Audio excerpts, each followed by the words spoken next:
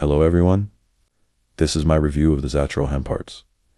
100% pure, raw whole hemp seeds. The first thing I notice is how mild and pleasant the flavor is. They have a slightly nutty taste that blends really well with almost anything.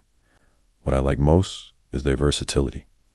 I've been adding them to smoothies, sprinkling them over yogurt, tossing them into salads, and even mixing them into oatmeal.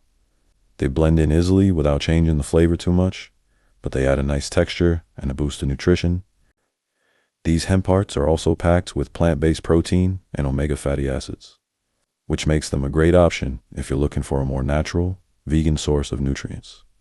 It's an easy way to make everyday meals a little more balanced without much effort. Another thing I appreciate is that they're raw, non-GMO, and minimally processed. That makes them feel like a really clean ingredient to keep on hand for healthy recipes and snacks. Overall, these hemp hearts are a simple and nutritious addition to many different foods.